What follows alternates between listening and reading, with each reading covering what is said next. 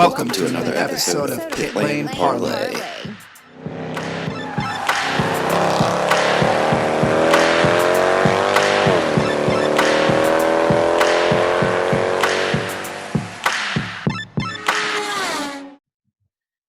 Welcome to another episode of Pit Lane Parlay. My name is Mike Jokum. Today I am joined by driver of the number 74 Hyundai Veloster for 47 Motorsports, AJ Muss. AJ, how are you and how's quarantine going for you so far? Yeah, I'm doing good. I mean, this is a bad time when it comes to racing, of course, because everything's getting canceled, everything's getting postponed. Like, no one has any idea when the races are coming back. I mean, we're on our schedule. We're hoping for Watkins Glen. For me, it's been okay. I've been training a ton, eating super strict because I can focus on the things I can control. And that's what I've been really focusing on, is the things that I can control and making myself better in any way I can.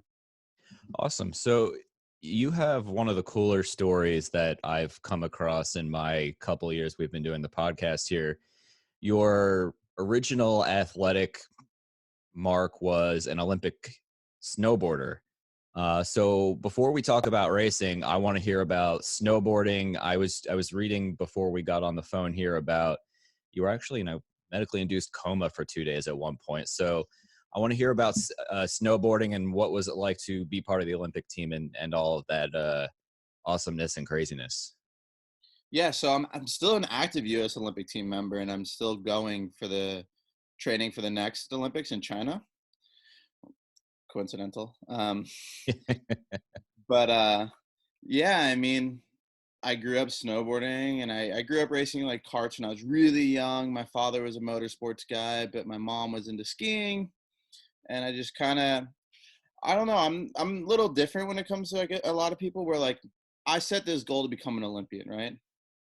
And snowboarding just happened to be the avenue of which I was doing and which I was good at to make that Olympic goal. Like, I love snowboarding, I love what I do, but the Olympics was my goal and where I wanted to be and where I wanted to reach. I set these goals and I figure out a way to make it there.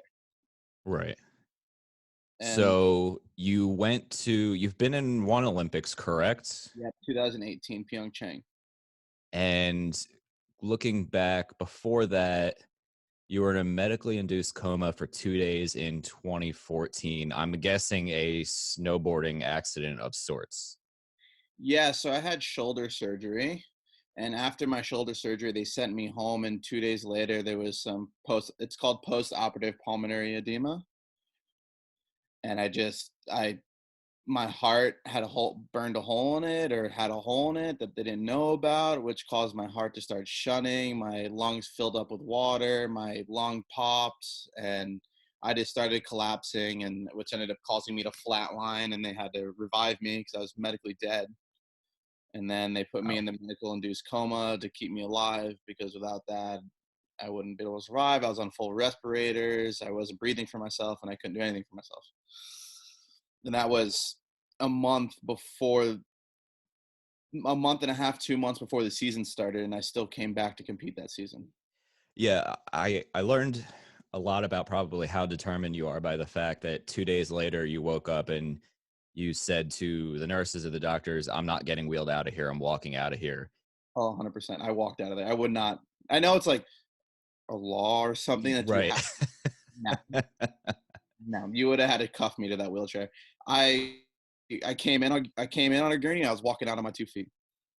Wow. That's I mean, props to that. I know it's pretty crazy to think. So snowboarding, you'll be in the Olympics next year. What's the rush of snowboarding versus the rush of being in a race car? Is there any difference? Is there similarities between the two you can take in terms of the competitiveness? Yeah, so I'm an adrenaline junkie, right? I could tell. I strive for it. No matter what I do, it has to be an adrenaline rush. I have to feel that endorphins. But so Daytona was my first IMSA race, and it was my Yeah. first race in a full-size car besides a kart when I was younger. Wow. But the race went really well. We had a good time. We raced well, but the rush I got for that my stint was 2 hours and 14 minutes was my stint. the way I felt that entire 2 hours and 14 minutes is the way I feel when I do my race runs at a race, but for a constant 2 hours and 14 minutes. There was not one moment where I was like I was relaxed and calm and cool and Right. collected. But at the same time, like my mind was so like determined, and the sensation of just being in the zone for an entire 2 hours and 14 minutes, which endurance racing is unique in that aspect where like you're going for a long time. Yeah, endurance racing is one of the coolest things I've this Daytona was the first year we've covered it, and it was a lot of fun, and we didn't get to sleep much. Did you get to stay for the 24-hour race, or did you have to head out?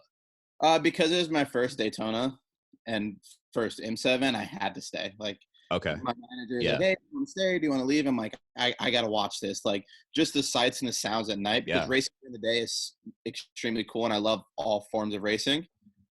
But there's something about when the lights go down that just something else clicks. And I have never raced in the night, but I really want to because I'm a night guy. Like I in Yeah. snowboarding we do night races, and I'm really good at the nighttime, and that's where I feel really good. And like it like I get in this kind of zone, and like it's I can't imagine what those drivers are going through. It's just like it's you and the track and lights. You just I feel alone out there almost. I know I said this. I forget who we were talking to, and I said it was one of the coolest things for me was sitting out on pit lane at 4 o'clock in the morning. The stands are empty. There's pretty much nobody walking around other than the crews, and just hearing race cars and seeing all the action. And it's still intense. There's just like a really nice, peaceful silence other than the race cars. And it was one of the coolest moments of my motorsports media career so far.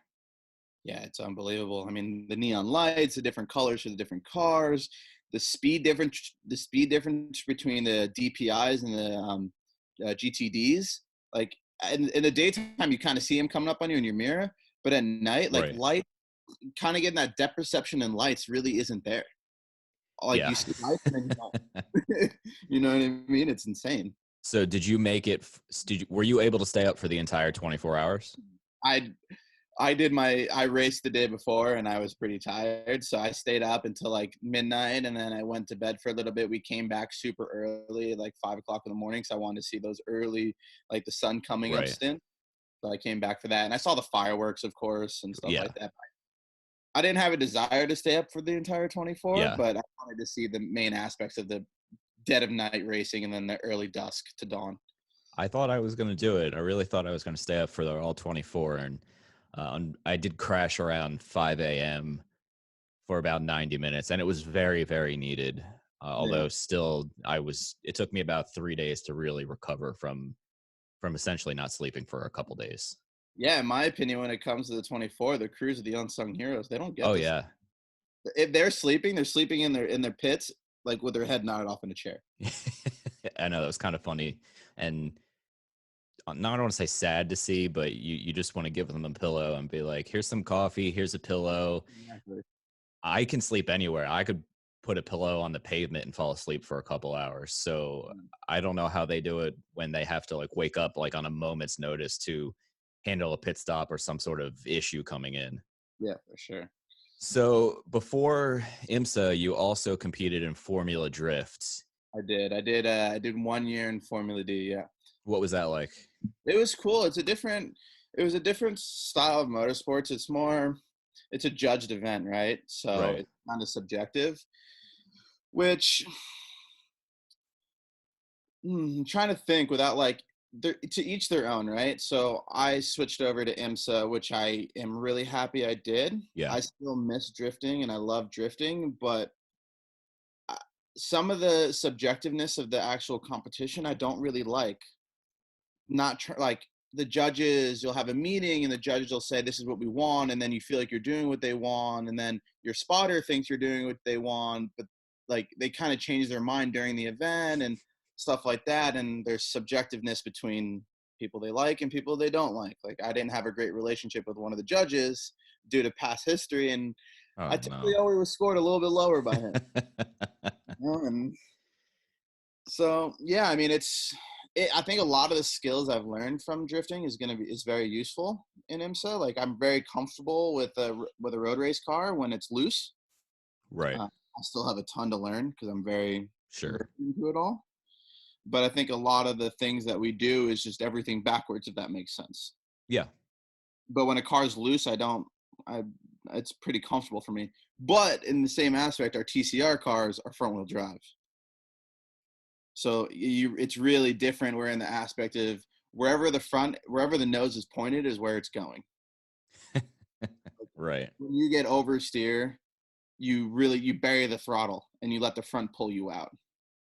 And the car's understeer a good amount, which is, it's once you get used to it, it's not so bad. Like you really have to be patient with the throttle and point the nose before you get back on gas, where like the rear wheel drive cars, you can get back on the gas a little bit sooner because you don't have to worry about pushing the front, because the front of the cars are having so much to do. It's so much work on them. They're steering the car. They're also giving the drive. You're leaning on the front left. That's also like, it's so much going on with the front. It's relying so heavily on the front that you get some pretty bad understeer. Very interesting. Anybody out there who is potentially getting into racing, listen to that last question because it will be very important for your driving career. So speaking of driving, your teammate is Ben Waddell. What is Ben like as a driver? Have you learned anything from him already? And I know you guys are keeping in touch during the quarantine. Is he giving any sort of coaching in the meantime to keep busy? Yeah, I mean, Ben is a phenomenal teammate. His dad has been a driver coach since Nam. I mean, his dad's a phenomenal driver coach. He's been around the game a long time. Ben himself is a good driver coach, and he's helping me out a lot. Like before Daytona, the day before, like I was having trouble in sector 2, and Ben actually sat down with me with the data, and we went over the data, and I gained a second and a half just by Ben going over some data with me, because I was braking a little too early and not going as deep. And then in turn 7, I was braking super deep and I wasn't getting a good drive. And Ben's been really good at that stuff. And he might not have the name that a lot of people have, but he has a lot of experience in the game. And his dad being a driver coach for, Allmendinger and whoever. Yeah, a lot of guys. Like he's Mike Shanks spotter and coaches. And there's a lot of experience to be had there. And I'm a strong believer of whether they're the same age, they're younger, they're more experienced or less experienced, there's always something to be learned from someone else. Like being humble and taking information that's willingly being given to you. Right. You should always take it. Whether you use it or not, that's up to you. But being ignorant and thinking you know everything is only going to make you slower, not faster. I like it. So I'll wrap it up here with one or two more questions. I know we're kind of on a little bit of a pause right now until the world is in a healthier place. But when we get back to racing, is there a few things that you want to specifically work on to improve your driving and throughout the entire IMSA season? Yeah, I just need more seat time. There's laps that I'm on pace with the lead drivers. There's laps that I'm not. I definitely need to be a little bit more consistent with lap after lap. I definitely need to be a little bit less aggressive when it comes to racecraft during my stints. Like I had the first stint, and I think an hour in to my stint, I was battling extremely hard with a Honda. And I looked at it as I'm a new guy. Like I didn't want to get bullied. So like he fed me a wheel. I fed him a wheel. Like I was giving him what he was giving me. But at the end of the day, like, was that really the smart move? Because I still have another 3.5 hours or 3 hours to go. And then on top of that, my first race I've ever been at, which was Daytona, the first full IMSA race, I lost my radio 45 minutes into my stint. I had no radio and I had no dash. We had an electrical issue where I lost my dash. I don't know what gear I'm in. Like I'm counting gears. Like obviously we kind of have an idea of what gear is in. I don't know my lap times. I don't know my fuel consumption. I have no radio to connect with my pit or my spotter. And I was out there blind by myself. So okay, I'm going to change my last question here. Walk me through what it's like doing an endurance race when you essentially have no idea what's going on other than what you see in front of you. Did they pull out one of those old school pit boards to update you or anything like that?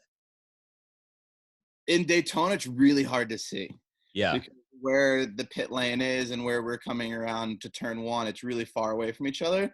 So I mean, every lap I'm like leaning over my halo seat, kind of looking at my pit, seeing if they're waving, seeing if I'm going to get black flagged. Maybe they called up and to black flag me to come in, but I was really just guessing out there. And like, little did I know, the first 45 minutes of the race, I was running with the leaders pace, and I was sitting in like P6, P7 when I started P12. I passed 6 cars on the first lap.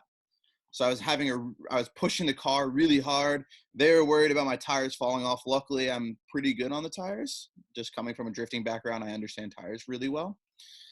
But it was stressful. I mean, my heart was like, because, and also like, I don't know 100% all the rules. Like Right. yellow flags, like when we have to do our drive through to get back on the lead lap of the GT cars.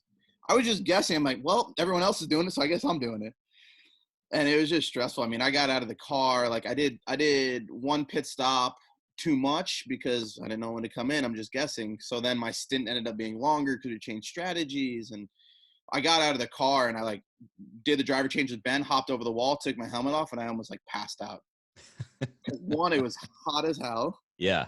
And then my brain is working 100 times harder than it normally works because I'm trying to comprehend everything that's coming in, look in my mirrors, having no spotter, trying to remember what I know of the rule book. And it was just a lot. It was a lot.